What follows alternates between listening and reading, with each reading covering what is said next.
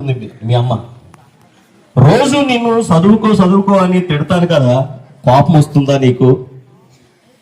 మీకు కోపం వస్తుందా మీ అమ్మ తిడుతుంటే అని అడుగుతుంది అక్కడ మిమ్మల్ని. రోజు నిన్ను చదువుకో అని నేను తిడుతున్నాను కదా నాన్న, నీకు కోపం వస్తుందా? నాకు తెలుసు ఆకలితో ఉన్న అమ్మ ఆకలేయడం లేదని అబద్ధం చెప్పి నీకు ముద్దు పెడతాను, ఆ అబద్ధం కోసం నన్ను క్షమించినానా అని అడుగుతుంది.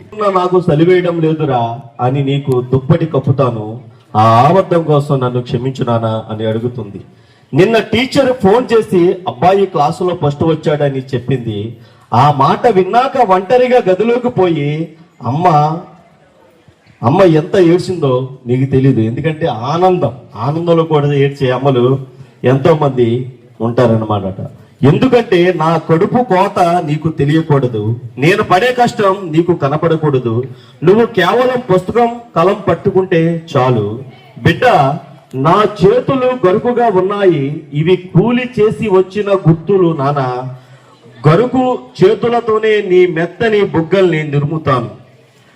నా సీర సిరిగిపోయిందా పర్వాలేదు, నువ్వు వేసుకునే యూనిఫామ్ మాత్రం ఎప్పుడు శుభ్రంగా ఉండాలి.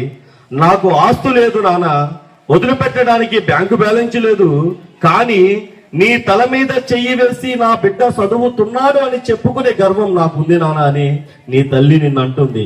అదే నా ఆస్తి, అదే నా బ్యాంక్ బ్యాలెన్స్. బిడ్డ, ఒక్క మాట చెప్పనా, నువ్వు పెద్దయ్యాక నన్ను మర్చిపోయినా పర్వాలేదు, కానీ చదువు మాత్రం మర్చిపోకు. నువ్వు ఆఫీసర్ అయ్యాక నన్ను కారులో తిప్పకపోయినా పర్వాలేదు, కానీ నీ పేరు పేపర్లో వచ్చిన రోజు ఈ ముసలి కళ్ళతో ఆ పేపర్ చూసి ఒక్కసారి ముద్దు పెట్టుకునే అవకాశం నాకు ఇవ్వు తల్లి అని నీ అమ్మ నిన్ను అడుగుతుందన్నమాట. ఆ రోజు కోసమే బ్రతుకుతున్నా నాన్న, ఆ రోజు కోసమే ఊపిరి పీల్చుకుంటున్నాను నాన్న. చదువుకో బిడ్డ, అమ్మ చివరి కోరిక ఇదేనా అని అడుగుతుంది నీ తల్లి. మరి నిజంగా మీ అమ్మ మీకోసం ఎంత కష్టపడుతుందో నిజంగా మీరు తెలుసుకుంటే, నిజంగా నేను చెప్తా, నీ తల్లి నీకోసమే కష్టపడుతుంది, నీ తండ్రి నీకోసమే కష్టపడుతున్నాడు. ఖచ్చితంగా తల్లిదండ్రులను గౌరవించండి. తల్లిదండ్రులు చెప్పిన